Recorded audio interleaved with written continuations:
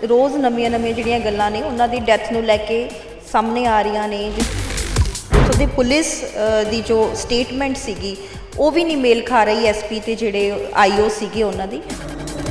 एक लेटैसट होर आई है सामने कि ਜਿਹੜੇ रीना राय सी उन्हां दी नाल दी सीट ते बैठे हुए सी, बट एक टोल प्लाजा ते फोटो सामने आउंदी उहदे विच रीना राय डिसअपीयर्ड ने। ऐसे बहुत जैनुअन सवाल ने जिन्हां दे जवाब मिलने चाहिए है। नाले ऑन दी स्पॉट बंदे दी डैथ हो गई सी ते उहदे विचों दी वो बंदा किस तरह किधरों उसको नंबर आया, किहने उहनूं नंबर दिता। पहलां दस्सिया गया कि ट्रक जिहड़ा सीगा उसने ट्रक खड़ा सी, फिर ड्राइवर आ गया, वो कहंदा अचानक ब्रेक मारती सी, मैं नींद आ गई सी, ड्राइवर भज गया सी, फिर वो वापस आ गया। कदी गड्डी कुछ है कदी कुछ है।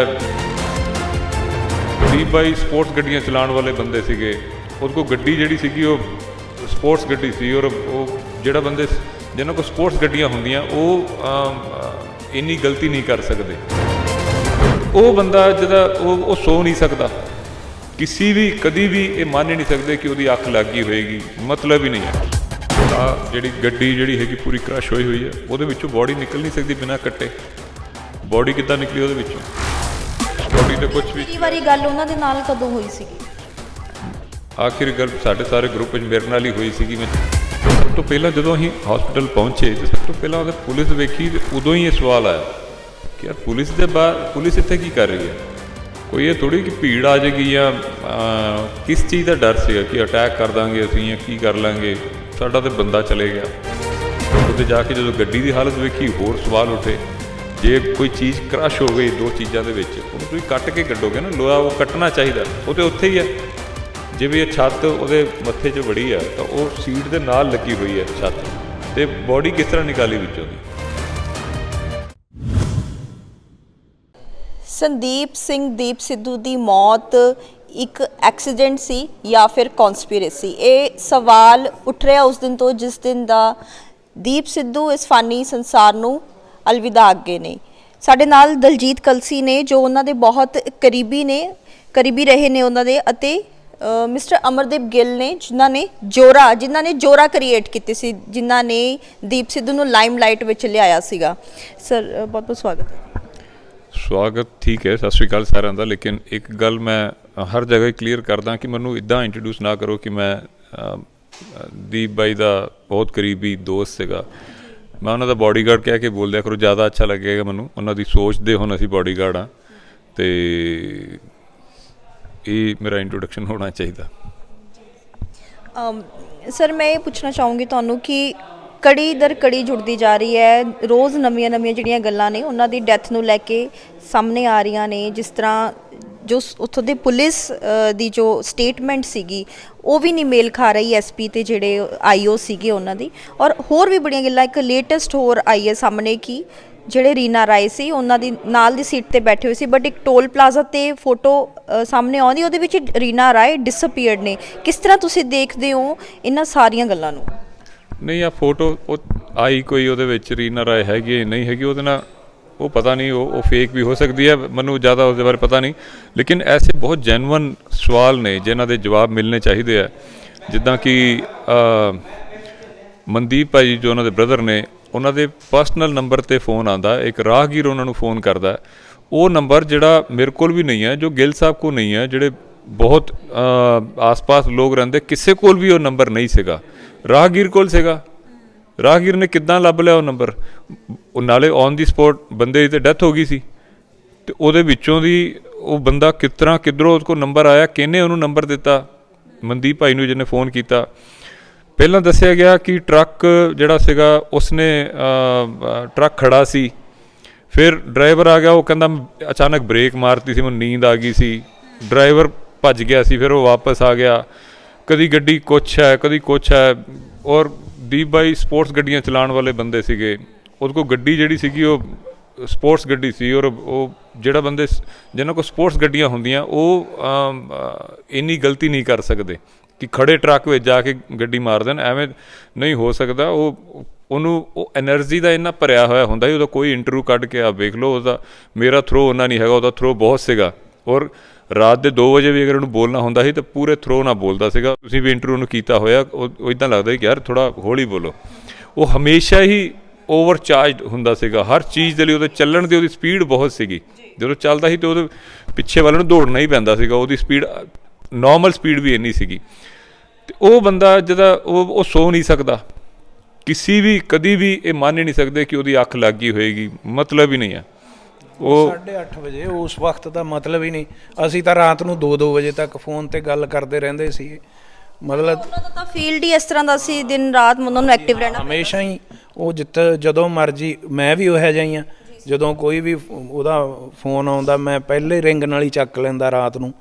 ਅਤੇ ਇਸ ਕਰਕੇ ਦੀਪ ਨੂੰ ਕੋਈ ਕਹਦੇ, ਮੈਂ ਕਦੇ ਇਹ ਨਹੀਂ ਦੇਖਿਆ 8 ਸਾਲ ਮੈਂ ਨਾਲ ਰਿਹਾ ਉਹਦੇ, ਅਸੀਂ ਇਕੱਠੇ ਬੰਬੇ, ਵੀ ਦੀਪ ਕਦੇ ਇਹ ਕਹਿੰਦਾ ਹੋਵੇ ਕਿ ਮੈਨੂੰ ਨੀਂਦ ਆ ਰਹੀ ਹੈ ਜਾਂ ਮੈਂ ਥੱਕਿਆ ਹੋਇਆ। ਉਹ ਤਾਂ ਮਤਲਬ ਜਦੋਂ ਵੀ ਪੈਂਦਾ ਸੁਬਾਹ ਇੱਕਦਮ ਉਹਨੇ ਜਿੰਮ ਜਾਣਾ, ਜਿੰਮ ਕਦੇ ਮਿਸ ਨਹੀਂ ਸੀ ਕਰਦਾ, ਗਰਾਊਂਡ ਜਾਣਾ। ਮਤਲਬ ਇੱਦਾਂ ਦਾ ਉਹਦਾ ਕੋਈ ਅੱਖ, ਔਰ 8:30 ਵਜੇ ਕਾਹਦੀ ਅੱਖ ਲੱਗਣੀ ਆ। ਉਹ ਵੱਧ ਤੋਂ ਵੱਧ 7 ਵਜੇ ਤੁਰੇ ਹੋਣਗੇ ਜਿੱਥੋਂ ਤੁਰੇ ਹੋਣਗੇ। ਇਸ ਕਰਕੇ ਸਾਰੀਆਂ ਜਿਹੜੀਆਂ ਗੱਲਾਂ ਨੇ ਉਹ ਸਮਝ ਨਹੀਂ ਆ ਰਹੀਆਂ। ਦਲਜੀਤ ਤਾਂ ਉੱਥੇ ਗਏ ਵੀ ਆ। ਜਿਹੜੀ ਗੱਡੀ ਜਿਹੜੀ ਹੈਗੀ ਪੂਰੀ ਕ੍ਰਸ਼ ਹੋਈ ਹੋਈ ਹੈ, ਉਹਦੇ ਵਿੱਚੋਂ ਬੋਡੀ ਨਿਕਲ ਨਹੀਂ ਸਕਦੀ ਬਿਨਾਂ ਕੱਟੇ। ਬੋਡੀ ਕਿੱਦਾਂ ਨਿਕਲੀ ਉਹਦੇ ਵਿੱਚੋਂ? ਬੋਡੀ ਤੇ ਕੁਝ ਵੀ। ਆਖਰੀ ਵਾਰੀ ਗੱਲ ਉਹਨਾਂ ਦੇ ਨਾਲ ਕਦੋਂ ਹੋਈ ਸੀਗੀ? ਆਖਿਰ ਗੱਲ ਸਾਡੇ ਸਾਰੇ ਗਰੁੱਪ 'ਚ ਮੇਰੇ ਨਾਲ ਹੀ ਹੋਈ ਸੀਗੀ। ਮੈਂ 14 ਤਰੀਕ ਨੂੰ ਮੈਨੂੰ ਉਹਨਾਂ ਨੇ ਬੋਲਿਆ ਕਿ ਯਾਰ ਉੱਧਰ ਜਾਓ, ਅਤੇ ਮੈਂ ਮਜ਼ਾਕ ਕਰ ਰਿਹਾ, ਮੈਂ ਕਿਹਾ ਘਰ ਕਲੇਸ਼ ਹੋ ਜਾਣਾ ਕਿ ਵੈਲੈਂਟਾਈਨ ਡੇ ਨੂੰ ਕਿੱਥੇ ਪੰਜਾਬ ਨੂੰ ਜਾ ਰਹੇ ਹੋ। ਕਹਿੰਦੇ ਭਾਈ ਬੇਟੇ ਨਾਲ ਲੈ ਜਾਓ, ਲੇਕਿਨ ਜਾਓ, ਮਾਨ ਸਾਹਿਬ ਜਿੱਤਣੇ ਚਾਹੀਦੇ ਆ। 20 ਤਰੀਕ ਤੋਂ ਪਹਿਲਾਂ ਵਾਪਸ ਨਾ ਆਇਓ, ਉੱਥੇ ਹੀ ਰਹੋ। ਮੈਂ 2 ਦਿਨ ਬਾਅਦ ਮੈਂ ਵੀ ਆ ਰਿਹਾ ਅਤੇ ਆਪਾਂ ਫਿਰ ਹੋਰ ਜ਼ੋਰ ਲਾਵਾਂਗੇ ਉੱਥੇ ਜਾ ਕੇ। ਅਤੇ ਆਖਰੀ ਮੁਲਾਕਾਤ ਉੱਦਣ ਹੀ ਸੀਗੀ ਜਦੋਂ ਮੈਂ 14 ਨੂੰ ਦੁਪਹਿਰੇ ਉੱਧਰੋਂ ਦੀ ਚੱਲਿਆ 3 ਕੁ ਵਜੇ, ਅਤੇ ਅਗਲੇ ਦਿਨ ਮਨੂਸ ਗੱਲ ਹੋਈ। ਜਦੋਂ ਤੁਸੀਂ ਗਏ ਉੱਥੇ ਬੜੀ ਪੁਲਿਸ ਜਿਹੜੀ ਹੈਗੀ ਉੱਥੇ ਡਿਪਲੋਏ ਕੀਤੀ ਹੋਈ ਹੁੰਦੀ ਹੈ। ਆਈ ਥਿੰਕ ਇਕੱਲੀ ਪੁਲਿਸ ਹੀ ਨਹੀਂ, ਦੂਸਰੇ ਵੀ ਪੈਰਾਮਿਲਟਰੀ ਫੋਰਸ ਦੇ ਵੀ ਬੰਦੇ ਡਿਪਲੋਇਡ ਹੁੰਦੇ ਨੇ ਹਸਪੀਟਲ ਦੇ ਵਿੱਚ। ਉਦੋਂ ਵੀ ਤੁਸੀਂ ਸਵਾਲ ਚੁੱਕੇ ਵੀ ਇਹ ਬੰਦੇ ਇੱਥੇ ਕਿਉਂ? ਇਹ ਕਾਮ ਐਕਸੀਡੈਂਟ ਹੈ ਕਿ ਇਹ ਇਸ ਤਰ੍ਹਾਂ ਇੱਥੇ ਕਿਉਂ ਹੋਏ? ਸਭ ਤੋਂ ਪਹਿਲਾਂ ਜਦੋਂ ਅਸੀਂ ਹਸਪੀਟਲ ਪਹੁੰਚੇ ਤਾਂ ਸਭ ਤੋਂ ਪਹਿਲਾਂ ਉਹਦੇ ਪੁਲਿਸ ਵੇਖੀ, ਅਤੇ ਉਦੋਂ ਹੀ ਇਹ ਸਵਾਲ ਆਇਆ ਕਿ ਯਾਰ ਪੁਲਿਸ ਦੇ ਬਾਹਰ ਪੁਲਿਸ ਇੱਥੇ ਕੀ ਕਰ ਰਹੀ ਹੈ? ਕੋਈ ਇਹ ਥੋੜ੍ਹੀ ਕਿ ਭੀੜ ਆ ਜਾਏਗੀ ਜਾਂ ਕਿਸ ਚੀਜ਼ ਦਾ ਡਰ ਸੀਗਾ ਕਿ ਅਟੈਕ ਕਰ ਦਾਂਗੇ ਅਸੀਂ ਜਾਂ ਕੀ ਕਰ ਲਾਂਗੇ। ਸਾਡਾ ਤਾਂ ਬੰਦਾ ਚਲੇ ਗਿਆ, ਉੱਥੇ ਅਸੀਂ ਕੀ ਕਰਨਾ? ਇੱਥੇ ਰੋਣਾ ਪਿੱਟਣਾ ਪਿਆ ਹੋਇਆ। ਅਤੇ ਉੱਥੇ ਪੁਲਿਸ ਪੂਰੇ ਉਹ ਜਦੋਂ ਉਹ ਬੁਲਟ ਪ੍ਰੂਫ ਜੇ ਪਾਏ ਹੁੰਦੇ ਆ ਅਤੇ ਉਹ ਲਗਾ ਕੇ ਉਹ ਸੀਗੇ। ਔਰ ਹਰਿਆਣੇ ਦੇ ਸਾਰੇ ਵੱਡੇ ਪੁਲਿਸ ਆਫੀਸਰ ਉੱਥੇ ਸੀਗੇ, CI ਸਟਾਫ ਉੱਥੇ ਸੀਗਾ। ਅਤੇ ਤਾਂ ਗੱਲਾਂ ਹੋਰ ਜ਼ਿਆਦਾ ਹੋਈਆਂ। ਫਿਰ ਅਸੀਂ ਮੌਕੇ 'ਤੇ ਪਹੁੰਚੇ। ਮੌਕੇ 'ਤੇ ਜਾ ਕੇ ਦੇਖਿਆ ਬਾਈ ਦੇ ਤਾਂ ਕੋਈ ਸੀਗਾ ਨਹੀਂ, ਕੋਈ ਵੀ ਇੱਕ ਝਰੀਟ ਤੱਕ ਨਹੀਂ ਸੀਗੀ, ਮੱਥੇ 'ਤੇ ਹੀ ਬਸ ਉਹ ਲੱਗੀ ਸੀਗੀ, ਔਰ ਬਾਕੀ ਸਾਰੀ ਬੋਡੀ ਠੀਕ ਸੀ। ਔਰ ਉੱਥੇ ਜਾ ਕੇ ਜਦੋਂ ਗੱਡੀ ਦੀ ਹਾਲਤ ਵੇਖੀ, ਹੋਰ ਸਵਾਲ ਉੱਠੇ। ਜੇ ਕੋਈ ਚੀਜ਼ ਕ੍ਰਸ਼ ਹੋ ਗਈ 2 ਚੀਜ਼ਾਂ ਦੇ ਵਿੱਚ, ਉਹਨੂੰ ਤੁਸੀਂ ਕੱਟ ਕੇ ਕੱਢੋਗੇ ਨਾ, ਲੋਹਾ ਉਹ ਕੱਟਣਾ ਚਾਹੀਦਾ, ਉਹ ਤਾਂ ਉੱਥੇ ਹੀ ਆ। ਜਿਵੇਂ ਇਹ ਛੱਤ ਉਹਦੇ ਮੱਥੇ 'ਚ ਵੜੀ ਆ ਤਾਂ ਉਹ ਸੀਟ ਦੇ ਨਾਲ ਲੱਗੀ ਹੋਈ ਹੈ ਛੱਤ, ਅਤੇ ਬੋਡੀ ਕਿਸ ਤਰ੍ਹਾਂ ਨਿਕਾਲੀ ਵਿੱਚੋਂ ਦੀ? ਉੱਥੇ ਛੱਤ 'ਤੇ ਖੂਨ ਨਹੀਂ ਆ, ਖੂਨ ਆਸ-ਪਾਸ ਬਿਖਰਿਆ ਹੋਇਆ ਸੀਗਾ, ਲੇਕਿਨ ਉਸ ਜਗ੍ਹਾ 'ਤੇ ਨਹੀਂ ਹੈ ਜਿੱਥੇ ਬੋਲਿਆ ਜਾ ਰਿਹਾ। ਅਤੇ ਫਿਰ ਮੈਂ ਉਦੋਂ ਹੀ ਆਪਾਂ ਪ੍ਰੈਸ ਨੂੰ ਬੋਲਿਆ ਸੀਗਾ ਕਿ ਅਸੀਂ ਇਸ ਦੀ ਡਿਮਾਂਡ ਕਰਦੇ ਹਾਂ ਕਿ ਇਸ ਦੀ ਇਨਕੁਆਇਰੀ ਹੋਣੀ ਚਾਹੀਦੀ ਹੈ। ਇੱਕ ਕਲਸੀ ਸਾਹਿਬ, ਜਿਸ ਤਰ੍ਹਾਂ ਗਰਮ ਖਿਆਲੀ ਤਾਂ ਉਹ ਸੀਗੇ ਦੀਪ ਸਿੱਧੂ, ਬਟ ਉਹਨਾਂ ਨੇ ਲਾਸਟ ਡੇਜ਼ ਦੇ ਵਿੱਚ ਆਪਣਾ ਸਿਮਰਨਜੀਤ ਮਾਨ ਦਾ ਸਮਰਥਨ ਕੀਤਾ। ਕੀ ਦੀਪ ਸਿੱਧੂ ਖਾਲਿਸਤਾਨ ਦੇ ਸਪੋਰਟਰ ਵੀ ਸੀਗੇ? ਨਹੀਂ, ਖਾਲਿਸਤਾਨ ਦੇ ਇੱਦਾਂ ਨਹੀਂ ਹੈ ਕਿ ਸਿੱਖ ਰਾਜ ਦੇ ਸਪੋਰਟਰ ਸੀਗੇ। ਸਿੱਖ ਰਾਜ ਦੇ ਬਹੁਤ ਵੱਡੇ ਫੈਨ ਸੀਗੇ, ਔਰ ਸਿੱਖ ਰਾਜ ਵਨ ਆਫ ਦਾ ਬੈਸਟ। ਸਿੱਖ ਰਾਜ ਜਿਹੜਾ ਸੀਗਾ, ਸਿੱਖ ਕਿੰਗਡਮ ਜਿਹੜੀ ਸੀਗੀ ਮਹਾਰਾਜਾ ਰਣਜੀਤ ਸਿੰਘ ਜੀ ਦੀ, ਵਨ ਆਫ ਦਾ ਬੈਸਟ ਸੀਗੀ। ਇਹ ਦੁਨੀਆ ਮੰਨਦੀ ਹੈ ਕਿ ਉਸ ਸਮੇਂ ਪੰਜਾਬ ਦੇ ਜਿਹੜੇ ਲੋਕ ਸੀਗੇ ਉਹ ਪੜ੍ਹੇ ਲਿਖੇ ਸੀਗੇ। ਉਸ ਸਮੇਂ ਦੇ ਹਿਸਾਬ ਨਾਲ ਲਿਟਰੇਸੀ ਜਿਹੜਾ ਰੇਟ ਸੀਗਾ ਉਹ ਸਭ ਤੋਂ ਬਿਹਤਰ ਸੀਗਾ। ਜਿਹੜਾ ਕਿਸੇ ਨੂੰ ਸਜ਼ਾ ਨਹੀਂ ਮਿਲੀ, ਕਿਸੇ ਨੂੰ ਫਾਂਸੀ ਨਹੀਂ ਹੋਈ। ਨਹੀਂ ਤਾਂ ਕੋਈ ਕਿੰਗਡਮ ਐਸੀ ਨਹੀਂ ਹੈ ਜਿਹਨੇ ਫਾਂਸੀਆਂ ਨਾ ਦਿੱਤੀਆਂ ਨਾ ਹੋਣ, ਜਾਂ ਕੋਈ ਕਿੰਗਡਮ ਐਸੀ ਨਹੀਂ ਜਿਹਨੇ ਧਰਮ ਪਰਿਵਰਤਨ ਨਾ ਕੀਤਾ ਹੋਏ। ਕੋਈ ਧਰਮ ਪਰਿਵਰਤਨ ਨਹੀਂ ਹੋਇਆ, ਕੋਈ ਵਿਤਕਰਾ ਨਹੀਂ ਕੀਤਾ ਗਿਆ। ਜੇ ਹਰਿਮੰਦਰ ਸਾਹਿਬ ਨੂੰ ਸੋਨਾ ਦਿੱਤਾ ਗਿਆ ਅਤੇ ਕਾਸ਼ੀ ਵਿਸ਼ਵਨਾਥ ਨੂੰ ਵੀ 1000 ਟਨ ਸੋਨਾ ਦਿੱਤਾ ਗਿਆ। ਬੋਲਣ 'ਚ ਬਹੁਤ ਸੌਖੀ ਤਰ੍ਹਾਂ ਮੈਂ ਬੋਲਤਾ ਕਿ 1000 ਟਨ ਸੋਨਾ ਇਹ UP ਦੇ ਮੰਦਿਰ ਨੂੰ ਦਿੱਤਾ ਗਿਆ, ਕਿਉਂਕਿ ਇੱਥੇ ਦੇ ਪੰਜਾਬੀਆਂ ਦਾ, ਅਤੇ ਪੰਜਾਬ ਦੇ ਵਿੱਚ ਬਹੁਤ ਸਾਰਾ ਇੱਕ ਵੱਡਾ ਤਬਕਾ ਹਿੰਦੂਆਂ ਦਾ ਹੈ।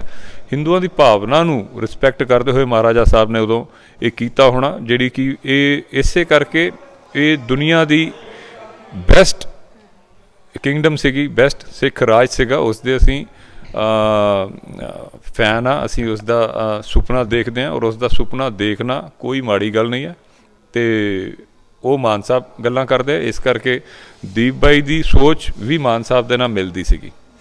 ਜਿਸ ਤਰ੍ਹਾਂ ਲਾਸਟ ਟਾਈਮ ਜਦੋਂ ਪ੍ਰਚਾਰ ਕਰ ਰਹੇ ਸੀ, ਇੱਕ ਹੱਥ ਦੇ ਵਿੱਚ ਝਾੜੂ ਲੈ ਕੇ, ਇੱਕ ਹੱਥ ਦੇ ਵਿੱਚ ਤਲਵਾਰ ਲੈ ਕੇ, ਉਹ ਵੀਡੀਓ ਵੀ ਕਾਫੀ ਸੋਸ਼ਲ ਮੀਡੀਆ ਤੇ ਜਿਹੜੀ ਹੈ ਵਾਇਰਲ ਹੋ ਰਹੀ ਹੈ, ਹੁਣ ਵੀ ਚੱਲ ਰਹੀ ਹੈ। ਇਹ ਵੀ ਕਿਹਾ ਜਾ ਰਿਹਾ ਹੈ, ਕਹਿੰਦੇ ਉਹਨਾਂ ਦੀ ਡੈਥ ਨੂੰ ਹੁਣ ਪੋਲੀਟੀਸਾਈਜ਼ ਕੀਤਾ ਜਾ ਰਿਹਾ, ਉਹਨਾਂ ਦੀ ਡੈਥ ਤੇ ਵੀ ਸਿਆਸਤ ਹੋ ਰਹੀ ਹੈ। ਨਹੀਂ ਨਹੀਂ, ਕਿਸੇ ਤਰਫੋਂ ਨਹੀਂ ਕੀਤੀ ਜਾ ਰਹੀ। ਇਹ ਤੇ ਅਸੀਂ ਸੋਸ਼ਲ ਮੀਡੀਆ ਤੇ ਇਹ ਆਵਾਜ਼ ਉੱਠੀ, ਲੋਕ ਕਹਿ ਰਹੇ ਨੇ ਕਿ ਉਹਨਾਂ ਦੀ ਡੈਥ ਤੇ ਜਿਸ ਤਰ੍ਹਾਂ ਖਾਲਿਸਤਾਨ ਦੇ ਨਾਅਰੇ ਲੱਗੇ ਜਦੋਂ ਸੰਸਕਾਰ ਹੋ ਰਿਹਾ ਸੀ, ਉਹ ਵੀ ਵੀਡੀਓ ਕਾਫੀ ਸੋਸ਼ਲ ਮੀਡੀਆ ਤੇ ਚੱਲ ਰਹੀ ਹੈ। ਤਾਂ ਉਹ ਕਹਿੰਦੇ ਵੀ ਇੱਕ ਐਕਸੀਡੈਂਟ ਹੋਇਆ ਔਰ ਉਸ ਨੂੰ ਕਿਸ ਤਰ੍ਹਾਂ ਪੋਲੀਟੀਸਾਈਜ਼ ਕੀਤਾ ਜਾ ਰਿਹਾ ਤੇ ਹੁਣ ਇਹਨੂੰ ਕਿਸ ਤਰ੍ਹਾਂ ਪੋਲਿਟਿਕਸ ਦੇ ਨਾਲ ਜੋੜਿਆ ਜਾ ਰਿਹਾ। ਨਹੀਂ ਦੇਖੋ, ਖਾਲਿਸਤਾਨ ਦੇ ਨਾਅਰੇ ਪੰਜਾਬ 'ਚ ਕੋਈ ਵੀ ਇਵੈਂਟ ਹੋਏ ਉੱਤੇ ਲੱਗਦੇ ਹੀ ਲੱਗਦੇ ਨੇ, ਅਤੇ ਦੀਪ ਬਾਈ ਦੇ ਉੱਤੇ ਤਾਂ ਲੱਗਣਾ ਹੀ ਸੀ। ਔਰ ਇਹ ਸੰਵਿਧਾਨ ਵੀ ਇਹ ਹੱਕ ਦਿੰਦਾ ਕਿ ਕੋਈ ਵੀ ਬੰਦਾ ਸਿੱਖ ਖਾਲਿਸਤਾਨ ਦੇ ਨਾਅਰੇ ਦੀ ਗੱਲ ਕਰ ਸਕਦਾ, ਅਤੇ ਉਹ ਇਹ ਨੋਰਮਲ ਚੀਜ਼ ਹੈ, ਇਹ ਹਰ ਇਵੈਂਟ 'ਤੇ ਹੁੰਦਾ, ਅਤੇ ਇਹ 'ਚ ਕੋਈ ਉਹ ਨਹੀਂ ਹੈ। ਬਾਕੀ ਇਸ ਨੂੰ ਪੋਲੀਟੀਸਾਈਜ਼ ਨਹੀਂ ਕੀਤਾ ਜਾ ਰਿਹਾ। ਇਹ ਗਿੱਲ ਸਾਹਿਬ ਬੰਬੇ ਛੱਡ ਕੇ ਇੱਥੇ ਆਏ ਹੋਏ ਨੇ, ਮੈਂ ਬੰਬੇੋਂ ਦਿੱਲੀੋਂ ਇੱਧਰ ਆਇਆ ਹੋਇਆ ਵਾ, ਔਰ ਅਸੀਂ ਸਾਰੇ ਕੰਮ ਛੱਡੇ ਹੋਏ ਨੇ ਕਿ ਬਈ ਮਾਨ ਸਾਹਿਬ ਜਿੱਤਣੇ ਚਾਹੀਦੇ ਆ, ਕਿਉਂਕਿ ਮਾਨ ਸਾਹਿਬ ਦਾ ਆਪਣਾ ਜਿਹੜਾ ਕੰਟਰੀਬਿਊਸ਼ਨ ਹੈ ਉਹ ਬਹੁਤ ਵੱਡਾ ਹੈ ਇੱਕ ਕੌਮ ਦੇ ਲਈ। ਉਹ ਇੱਕੋ ਪਾਰਟੀ 'ਚ ਰਹੇ, ਉਹਨਾਂ ਨੇ ਪਾਰਟੀਆਂ ਨਹੀਂ ਬਦਲੀਆਂ। ਨਹੀਂ ਤਾਂ ਹਾਲਾਤ ਇਹ ਹੈ ਕਿ ਪੁੱਛਣਾ ਅੱਜ ਕੱਲ੍ਹ ਬੰਦੇ ਤੋਂ ਬਾਅਦ ਪੁੱਛਣਾ ਪੈਂਦਾ ਕਿ ਅੱਜ ਕੱਲ੍ਹ ਇਹ ਕਿਹੜੀ ਪਾਰਟੀ 'ਚ ਹੈ। ਐਡੀ ਜਲਦੀ ਜਲਦੀ ਪਾਰਟੀਆਂ ਬਦਲੀਆਂ ਨੇ, ਔਰ ਹੁਣ ਅੱਜ ਇਸ ਵਾਰ ਤਾਂ ਸਮਝ ਹੀ ਨਹੀਂ ਆ ਰਿਹਾ ਕਿ ਲੋਕ ਮਤਲਬ ਬੇਸ਼ਰਮਾ ਦੀ ਤਰ੍ਹਾਂ ਚੱਲੇ ਹੋਏ ਨੇ, ਅਤੇ ਇੱਕ ਮਾਨ ਸਾਹਿਬ ਹੀ ਇਕੱਲੇ ਨੇ ਜਿਹੜੇ 40 ਸਾਲ ਤੋਂ ਇੱਕ ਹੀ ਮੁੱਦਾ, ਇੱਕ ਹੀ ਪਾਰਟੀ, ਉਹਦੇ ਵਿੱਚ ਹੀ ਚੱਲੇ ਹੋਏ ਆ। ਅਤੇ ਮੇਰੇ ਖਿਆਲ ਨਾਲ ਹੁਣ ਜਿਹੜੀ ਅਕਾਲੀ ਦਲ ਸੀਗੀ, ਉਹ ਮੇਨ ਅਕਾਲੀ ਦਲ ਅੰਮ੍ਰਿਤਸਰ ਜਿਹੜੀ ਹੈ ਉਹੀ ਇਹ ਅਕਾਲੀ ਦਲ ਅੱਗੇ ਜਾ ਕੇ ਬਣੇਗੀ, ਮੈਨੂੰ ਇਹ ਲੱਗਦਾ ਹੈ, ਕਿਉਂਕਿ ਜਿਹੜੀ ਪੁਰਾਣੀ ਅਕਾਲੀ ਦਲ ਹੈਗੀ ਹੈ ਉਹ ਸ਼ਾਇਦ ਭਟਕ ਰਹੀ ਹੈ। ਉਹ ਧਰਮ ਨੂੰ ਤਵੱਜੋ ਦੇ ਕੇ ਕਿ ਆਪਾਂ ਹਿੰਦੂ ਨੂੰ CM ਦਲਿਤ ਨੂੰ CM ਬਣਾ ਦਾਂਗੇ ਜਾਂ ਆਪਾਂ ਫਲਾਣੇ ਨੂੰ ਇੱਕ ਕਰ ਦਾਂਗੇ, ਇਹ ਬੋਲਣਾ ਨਹੀਂ ਚਾਹੀਦਾ। ਕਿਉਂਕਿ ਜਦੋਂ ਤੁਸੀਂ ਰਾਜਨੀਤੀ ਕਰ ਰਹੇ ਹੋ ਅਤੇ ਅਗਰ ਇੱਕ ਹਿੰਦੂ ਸਿਆਣਾ ਹੈ ਤਾਂ ਉਹਨੂੰ ਬਣਾਓ CM, ਪਰ ਤੁਸੀਂ ਸ਼ਰਤ ਲਗਾ ਰਹੇ ਹੋ ਕਿ ਉਹਨੂੰ ਆਪਾਂ ਡਿਪਟੀ CM ਬਣਾਵਾਂਗੇ, ਜੇ ਸਿਆਣਾ ਹੋਏਗਾ ਤਾਂ ਨਹੀਂ ਬਣਾਵਾਂਗੇ। ਤੁਸੀਂ ਇਹ ਕਹਿ ਰਹੇ ਹੋ, ਕਿਉਂ ਇਹ ਗੱਲ ਕਹਿ ਰਹੇ ਹੋ? ਤੁਸੀਂ ਅਗਰ ਇਹ ਕਹਿ ਰਹੇ ਹੋ ਤਾਂ ਤੁਸੀਂ ਇੱਕ ਬਹੁਤ ਵੱਡੇ ਤਬਕੇ ਦੀ ਇਨਸਲਟ ਕਰ ਰਹੇ ਹੋ ਅਸਲ ਵਿੱਚ। ਰਾਜਨੀਤੀ ਦੇ ਵਿੱਚ ਰਿਜ਼ਰਵੇਸ਼ਨ ਨਹੀਂ ਨਾ ਹੁੰਦੀ, ਔਰ ਨਾ ਹੀ ਬੌਧਿਕਤਾ ਦੀ ਕੋਈ ਰਿਜ਼ਰਵੇਸ਼ਨ ਹੁੰਦੀ ਹੈ। ਇਹ ਤਾਂ ਜਾਣ ਬੁੱਝ ਕੇ ਮਤਲਬ ਖੁਸ਼ ਕਰਨ ਵਾਲੀਆਂ ਗੱਲਾਂ ਨੇ ਵੀ ਇਸ ਧਰਮ ਨੂੰ, ਇਸ ਤਬਕੇ ਦੇ ਲੋਕਾਂ ਨੂੰ, ਇਸ ਰਾਜਨੀਤਿਕ ਜਿਹੜੇ ਕੋਈ ਬਹੁਤ ਉਸ ਟਾਈਮ ਘੱਟ ਗਿਣਤੀ 'ਚ ਨੇ ਉਹਨਾਂ ਨੂੰ ਨਾਲ ਲਿਆ ਕੇ, ਹੈ ਨਾ। ਇਹ ਜਿਹੜਾ ਸਾਰੀ ਸਿਆਸਤ ਆ, ਮੈਂ ਜਦੋਂ ਮਾਨ ਸਾਹਿਬ ਦੇ ਹੱਕ 'ਚ ਪੋਸਟ ਪਾਈ, ਸਭ ਤੋਂ ਸ਼ੁਰੂ 'ਚ ਮੈਂ ਹੀ ਪਾਈ ਸੀ, ਤਾਂ ਮੈਂ ਇਸ ਕਰਕੇ ਹੀ ਪਾਈ ਸੀ ਕਿ ਬਹੁਤ ਸਾਰੇ ਨਾ ਦਲ ਬਦਲ ਹੋ ਰਿਹਾ ਸੀਗਾ, ਇੱਧਰੋਂ ਉੱਧਰ ਚਲੇ ਜਾਂਦੇ, ਉੱਧਰੋਂ ਉੱਧਰ, ਮਤਲਬ 50-60 ਬੰਦੇ ਮੈਂ ਦੇਖੇ ਪਾਰਟੀਆਂ ਬਦਲਦੇ ਹੋਏ। 50-60 ਬੰਦੇ ਮੈਂ ਉਹ ਦੇਖੇ ਕਿ ਸਾਨੂੰ ਇਸ ਪਾਰਟੀ ਨੇ, ਸਾਡੀ ਨੇ ਦਿੱਤੀ ਨਹੀਂ ਟਿਕਟ, ਅਸੀਂ ਆਜ਼ਾਦ ਖੜ੍ਹੇ। ਮੈਨੂੰ ਇੱਦਾਂ ਲੱਗਿਆ ਕੁਛ ਉਹ ਲੋਕ ਸੀ ਜਿਹੜਿਆਂ ਨੇ ਕਿਸਾਨ ਜਿਹੜਾ ਅੰਦੋਲਨ ਸੀ ਉਹਦੇ ਸਿਰ 'ਤੇ ਇੱਕ ਰਾਜਨੀਤੀ ਚਮਕਾ ਰਹੇ ਸੀਗੇ ਉਹ ਆਪਦੀ। ਮੈਨੂੰ ਇੱਦਾਂ ਲੱਗਿਆ ਕਿ ਉਹਨਾਂ ਨੇ ਇਹ ਨਾ ਬੇਇੱਜ਼ਤੀ ਕਰ ਰਹੇ ਐਕਚੁਅਲੀ ਪੰਜਾਬੀਆਂ ਦੀ, ਮਤਲਬ ਅਸੀਂ ਬੇਵਕੂਫ ਹਾਂ, ਇਹ ਇੱਕ ਡਰਾਮਾ ਕਰ ਰਹੇ ਆ, ਇੱਕ ਗੇਮ ਖੇਡ ਰਹੇ ਆ। ਅਸੀਂ ਗਰਾਊਂਡ, ਇਹਨਾਂ ਦੇ ਹੱਥ 'ਚ ਗਰਾਊਂਡ ਆ, ਅਸੀਂ ਗਰਾਊਂਡ ਦੇ ਪਾਸੇ ਬੈਠੇ ਸਿਰਫ ਦਰਸ਼ਕ ਹਾਂ, ਔਰ ਸਾਨੂੰ ਇਹ ਲਈ ਮਜਬੂਰ ਕਰ ਰਹੇ ਨੇ ਕਿ ਜੇ ਤੁਸੀਂ ਚੁਣਨਾ ਤਾਂ ਸਾਡੇ 'ਚੋਂ ਹੀ ਚੁਣੋ ਜਿਹੜੇ ਤੁਹਾਡੇ ਸਾਹਮਣੇ ਭੱਜੇ ਫਿਰਦੇ ਨੇ। ਮੈਂ ਕਿਹਾ ਲੈ ਫਿਰ ਇਹਨਾਂ 'ਚੋਂ ਨਹੀਂ ਚੁਣਨਾ, ਜਿਹੜਾ ਉਹ ਸਾਡਾ ਸ਼ੇਰ ਪਾਸੇ ਬੈਠਾ ਨਾ ਉਹਦੇ ਹੱਕ 'ਚ ਖੜਨਾ। ਮੈਂ ਨਾ ਕਦੇ ਸਿਮਰਨਜੀਤ ਸਿੰਘ ਮਾਨ ਨੂੰ ਮਿਲਿਆ, ਨਾ ਮੈਂ ਰਾਜਨੀਤਿਕ ਬੰਦਾ, ਨਾ ਮੈਂ ਕਿਸੇ ਦੇ ਹੱਕ 'ਚ ਵੋਟ ਪਾਉਣ ਦੀ ਕਦੇ ਅਪੀਲ ਕੀਤੀ। ਈਵਨ ਕਿ ਮੈਂ ਵੋਟ ਤੰਤਰ ਨੂੰ ਹੀ ਨਹੀਂ ਮੰਨਦਾ, ਮੈਂ ਆਪ ਵੀ ਕਦੇ ਵੋਟ ਨਹੀਂ ਪਾਈ ਹੋਣੀ, ਇੱਕ ਅੱਧੀ ਵਾਰ ਕਿਤੇ ਪਾਈ ਹੋਣੀ ਆ, ਪਰ ਮੈਂ ਮਾਨ ਸਾਹਿਬ ਦੇ ਹੱਕ 'ਚ ਇਸ ਲਈ ਖੜਾ, ਹੈ ਨਾ। ਬਾਅਦ 'ਚ ਮੈਂ ਦੀਪ ਨਾਲ ਗੱਲ ਕੀਤੀ ਤਾਂ ਦੀਪ ਤੋਂ ਪੁੱਛਿਆ ਨਹੀਂ ਮੈਂ ਕਿ ਮਾਨ ਸਾਹਿਬ ਦੇ ਹੱਕ 'ਚ ਖੜਨਾ, ਮੈਂ ਸਿੱਧਾ ਉਹਨੂੰ ਐਂ ਕਿਹਾ ਮੈਂ ਕਿੱਦੇ ਜਾਣਾ ਮਾਨ ਸਾਹਿਬ ਦੇ, ਹੈ ਨਾ। ਇਸ ਕਰਕੇ ਗੱਲ ਨੂੰ ਸਮਝੋ, ਜਿਹੜਾ ਕੁਛ ਜਾਣ ਬੁੱਝ ਕੇ ਇੱਕ ਜਿਹੜਾ ਨੈਰੇਟਿਵ 84 ਵੇਲੇ ਤੋਂ ਸਿਰਜਿਆ ਗਿਆ, ਉਹ ਚਾਹੇ ਖਾਲਿਸਤਾਨ ਬਾਰੇ ਆ, ਚਾਹੇ ਉਹ ਮਾਨ ਸਾਹਿਬ ਬਾਰੇ ਆ, ਚਾਹੇ ਉਹਨੂੰ ਸਮਝੋ। ਮਤਲਬ ਪੰਥ ਦੇ ਨਾਂ 'ਤੇ ਹੁਣ ਤੱਕ ਵੋਟਾਂ ਕਿਹਨੇ ਲਈਆਂ ਨੇ? ਮਾਨ ਸਾਹਿਬ ਨੇ ਕਦੇ ਕਿਹਾ ਵੀ ਪੰਥ ਦੇ ਨਾਂ 'ਤੇ ਵੋਟਾਂ ਪਾਓ ਮੈਨੂੰ? ਪੰਥ ਦੇ ਨਾਂ 'ਤੇ ਜਿਹੜੇ ਵੋਟਾਂ ਜਿਨ੍ਹਾਂ ਨੇ ਲਈਆਂ ਉਹ ਕੌਣ ਲੋਕ ਨੇ? ਪੰਜਾਬੀ ਜਾਣਦੇ ਨੇ। ਔਰ ਉਹ ਪੰਥ ਦਾ ਸਭ ਤੋਂ ਵੱਧ ਨੁਕਸਾਨ ਆ ਜਿਹੜਾ ਉਹਨਾਂ ਨੇ ਹੀ ਕੀਤਾ ਜਿਨ੍ਹਾਂ ਨੇ ਪੰਥ ਦਾ ਨਾਂ ਲਿਆ। ਪੰਥ ਆਪਣੇ ਆਪ 'ਚ ਹੀ ਐਡਾ ਉੱਚਾ ਸੁੱਚਾ ਕਿ ਉਹਦੇ ਨਾਂ 'ਤੇ ਵੋਟ ਨਹੀਂ ਮੰਗੀ ਜਾ ਸਕਦੀ। ਇਸ ਕਰਕੇ ਇਹ ਬਹੁਤ ਵੱਡੀ ਗੱਲ ਆ ਸਮਝਣ ਵਾਲੀ। ਇਸ ਕਰਕੇ ਮਾਨ ਸਾਹਿਬ ਜਿਸ ਇੱਕ ਉਹ ਆਪ ਦੇ ਸਟੈਂਡ 'ਤੇ ਜਿਹੜੇ ਖੜੇ ਨੇ, ਔਰ ਪਰਮਾਤਮਾ ਉਹਨਾਂ ਦੀ ਉਮਰ ਆ ਜਿਹੜੀ ਉਹ ਲੰਬੀ ਕਰੇ, ਉਹਨਾਂ ਨੂੰ ਤੰਦਰੁਸਤੀ ਦੇਵੇ। ਮੈਨੂੰ ਇੱਕ ਨਾਲ ਦੀ ਨਾਲ ਮੈਂ ਇਮੋਸ਼ਨਲ ਬੰਦਾ, ਮੈਨੂੰ ਇੱਕ ਮੇਰੀ ਇਮੋਸ਼ਨਲ ਅਟੈਚਮੈਂਟ ਵੀ ਹੋ ਗਈ ਉਹਨਾਂ ਨਾਲ ਕਿ ਯਾਰ ਸ਼ਾਇਦ ਯਾਰ ਬਾਪੂ ਆਰਟਿਸਟ ਇਮੋਸ਼ਨਲੀ ਹੁੰਦੇ ਸਰ। ਮੈਨੂੰ ਲੱਗਿਆ ਕਿ ਬਾਪੂ ਸ਼ਾਇਦ ਯਾਰ ਕਿਤੇ ਲਾਸਟ ਵਾਰੀ ਨਾ ਖੜਾ ਹੋਇਆ ਹੋਵੇ, ਇਸ ਤੋਂ ਬਾਅਦ ਉਹ ਛੱਡ ਕੇ ਮਤਲਬ ਘਰੇ ਬੈਠ ਜੇ, ਹੈ ਨਾ, ਕਿ ਯਾਰ ਮੈਂ ਨਹੀਂ ਵੋਟਾਂ 'ਚ ਖੜਾ ਹੋਣਾ। ਇਸ ਕਰਕੇ ਸਾਡਾ ਛੋਟਿਆਂ ਦਾ ਇਹ ਫਰਜ਼ ਬਣਦਾ, ਅਤੇ ਜਿਹੜੇ ਮੇਰੇ ਤੋਂ ਵੀ ਛੋਟੇ ਨੇ, ਦੀਪ ਹੋਇਆ ਚਾਹੇ ਦਲਜੀਤ ਹੋਇਆ ਚਾਹੇ ਇਹਨਾਂ ਤੋਂ ਵੀ ਛੋਟੇ ਜਿਹੜੇ ਨੌਜਵਾਨਾਂ ਨੇ ਪੂਰੀ ਇਹ ਜਿਹੜੀ ਚੋਣ ਮੁਹਿੰਮ ਦੀ ਕਮਾਨ ਸੰਭਾਲੀ ਹੋਈ ਸੀ, ਮੈਨੂੰ ਬਹੁਤ ਚੰਗਾ ਲੱਗਿਆ, ਹੈ ਨਾ। ਇਸ ਕਰਕੇ ਗੱਲ ਨੂੰ ਇਸ ਤਰੀਕੇ ਨਾਲ ਸਮਝਣ ਦੀ ਜ਼ਰੂਰਤ ਆ। ਉਹ ਨਹੀਂ ਕਿ ਮੀਡੀਆ ਜਾਂ ਪ੍ਰੈਸ ਆ ਜਿਹੜਾ ਨੈਰੇਟਿਵ ਆ 84 ਤੋਂ ਸਿਰਜਦੀ ਆ ਰਹੀ ਆ, ਖਾਲਿਸਤਾਨ ਨੂੰ ਲੈ ਕੇ ਜਾਂ ਮਾਨ ਸਾਹਿਬ ਨੂੰ ਲੈ ਕੇ ਜਾਂ ਕਿਰਪਾਨ ਨੂੰ ਲੈ ਕੇ, ਅੱਜ ਵੀ ਉੱਥੇ ਹੀ ਖੜੇ ਰਹੀਏ। ਕਿਰਪਾਨ ਦੀ ਗੱਲ ਜਾਂ ਮਾਨ ਸਾਹਿਬ ਜਿੱਤੇ ਸੀਗੇ 89 'ਚ, ਅਤੇ ਅੱਜ ਤੁਸੀਂ ਦੇਖੋ, ਅਗਰ ਤੁਹਾਨੂੰ ਇਹ ਲੱਗਦਾ ਕਿ ਮਾਨ ਸਾਹਿਬ ਨੇ ਉਹ ਗਲਤ ਕੀਤਾ ਸੀ, ਹੈ ਨਾ, ਅਤੇ ਬਾਕੀ ਜਿਹੜੇ ਤੁਸੀਂ ਜਿਤਾਏ ਉਹ ਕੌਣ ਸੀਗੇ? ਉਹ ਪਾਰਟੀਆਂ ਜਿਨ੍ਹਾਂ ਨੇ ਦਿੱਲੀ ਦੇ ਵਿੱਚ ਜੈਨੋਸਾਈਡ ਜਿਹੜੀ ਆ ਉਹ ਕੀਤੀ, ਉਹ ਪਾਰਟੀਆਂ ਜਿਹੜੀਆਂ ਪੰਥ ਦੇ ਨਾਂ 'ਤੇ ਤੁਹਾਨੂੰ ਲੁੱਟਦੀਆਂ ਰਹੀਆਂ, ਉਹ ਤਾਂ ਤੁਸੀਂ ਜਿਤਾਤੀਆਂ। ਇਹਨਾਂ ਬਾਰੇ ਤੁਸੀਂ ਇੱਕੋ ਹੀ ਗੱਲ ਲੈ ਕੇ ਖੜੇ ਹੋ ਜਾਂਦੇ ਹੋ, ਆਏ ਯਾਰੀ। ਇਸ ਗੱਲ ਨੂੰ ਸਮਝਣ ਦੀ ਲੋੜ ਆ। ਕਿਰਪਾਨ ਇੱਕ ਬਿੰਬ ਆ ਉਸ ਵਕਤ ਜਿਹੜਾ ਉਹ ਟਾਈਮ ਸੀ, 84 ਹੋ ਕੇ ਹਟਿਆ ਸੀ, 5 ਸਾਲ ਹੀ ਹੋਏ ਸੀ 84 ਨੂੰ। ਸਾਡੇ ਜ਼ਖਮ ਸੀ ਜਿਹੜੇ ਉਹ ਅੱਲੇ ਸੀ। ਉਸ ਵਕਤ ਵਿਰੋਧ ਦਰਜ ਕਰਾਉਣ ਦਾ ਇੱਕ ਤਰੀਕਾ ਸੀ ਜੋ ਮਾਨ ਸਾਹਿਬ ਨੇ, ਉਸ ਗੱਲ ਕਰਕੇ ਤਾਂ ਮਾਨ ਸਾਹਿਬ ਨੂੰ ਤਾਂ ਜ਼ਿੰਦਗੀ ਜਿੰਨਾ ਵੀ ਚਿਰ ਉਹ ਜਿਉਂਦੇ ਰਹਿਣ ਉਹਨਾਂ ਦੀ ਹੀ ਸਰਕਾਰ ਰਹਿਣੀ ਚਾਹੀਦੀ ਸੀ ਪੰਜਾਬ 'ਚ। ਉਸ ਗੱਲ ਕਰਕੇ ਮਾਨ ਸਾਹਿਬ ਦੇ ਹੱਕ 'ਚ ਹੋਣਾ ਚਾਹੀਦਾ ਸੀ ਪੰਜਾਬ ਨੂੰ, ਵਿਰੋਧ ਨਹੀਂ ਸੀ ਕਰਨਾ ਚਾਹੀਦਾ। ਉਹਨਾਂ ਨੇ ਬਹੁਤ ਵੱਡੀ ਗੱਲ ਕੀਤੀ ਸੀ। ਉਹ ਵੱਖਰੀ ਗੱਲ ਆ ਕਿ ਉਸ ਵਕਤ ਇਸ ਗੱਲ ਨੂੰ ਕਲੀਅਰ ਨਹੀਂ ਕੀਤਾ ਜਾ ਸਕਿਆ ਕਿ ਉਹ ਜਿਹੜਾ ਬਿੰਬ ਵਰਤ ਰਹੇ ਨੇ ਉਹਦਾ ਅਰਥ ਕੀ ਹੈ, ਉਹਨੂੰ ਉਲਟ ਪਾ ਲਿਆ ਗਿਆ।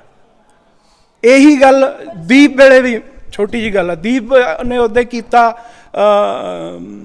ਆਪਣੀ ਬੌਕਰ ਇੱਕ ਹੱਥ 'ਚ ਲੈ ਕੇ ਅਤੇ ਕਿਰਪਾਨ ਲੈ ਕੇ, ਇਹਦੇ 'ਚ ਵੀ ਕਰਨ ਲੱਗ ਗਏ ਵੀ ਕਿਰਪਾਨ ਤਾਂ ਆਏ ਆ, ਉਹ ਚੋਣ ਨਿਸ਼ਾਨ ਆ, ਇਹਨਾਂ ਨੂੰ ਬਰਾਬਰ ਕਿਵੇਂ ਰੱਖ ਸਕਦੇ ਆ? ਬਰਾਬਰ ਇਸ ਲਈ ਰੱਖ ਸਕਦੇ ਆ ਕਿ ਕੀ ਜਿਹੜਾ ਤੁਹਾਡੀ ਇੱਕ ਸੋਚ ਆ, ਉਹ ਜਿਹੜੀ ਕਿਹੜੀ ਚੀਜ਼ ਤੁਹਾਨੂੰ ਪ੍ਰੇਰਦੀ ਆ ਲੜਨ ਦੇ ਲਈ, ਹੈ ਨਾ। ਜ਼ਾਹਰ ਆ ਕਿ ਕਿਰਪਾਨ ਪ੍ਰੇਰਦੀ, ਪਰ ਇਹਦਾ ਮਤਲਬ ਇਹ ਨਹੀਂ ਗਾ ਕਿ ਅਸੀਂ ਕਿਰਪਾਨਾਂ ਲੈ ਕੇ ਤੁਰੇ ਫਿਰਾਂਗੇ। ਕਿਰਪਾਨਾਂ ਸਾਡੀ ਸੋਚ 'ਚ ਸ਼ਾਮਲ ਨੇ, ਸਾਡੇ ਧਰਮ ਦੇ ਵਿੱਚ ਸ਼ਾਮਲ ਨੇ, ਸਾਡੇ ਸਿੱਖੀ ਜਜ਼ਬੇ ਦੇ ਵਿੱਚ ਸ਼ਾਮਲ ਨੇ, ਹੈ ਨਾ। ਅਸੀਂ ਪੂਰਨ ਉਹਦੇ ਹੁੰਦੇ ਹਾਂ। ਮੈਂ ਸਰੂਪ ਦੇ ਵਿੱਚ ਹਾਂ, ਸਿੱਖੀ ਸਰੂਪ ਦੇ ਵਿੱਚ ਹਾਂ, ਪਰ ਮੈਂ ਪੂਰਨ ਸਿੱਖ ਨਹੀਂ ਗਾ। ਪੂਰਨ ਸਿੱਖ ਮੈਂ ਉਸ ਦਿਨ ਬਣੂੰਗਾ ਜਿਸ ਦਿਨ ਮੈਂ ਕਿਰਪਾਨ ਧਾਰੀ ਹੋਊਂਗਾ, ਕਿਰਪਾਨ ਧਾਰਨ ਕਰੂੰਗਾ ਜਿਸ ਦਿਨ ਮੈਂ ਅੰਮ੍ਰਿਤ ਛਕੂੰਗਾ।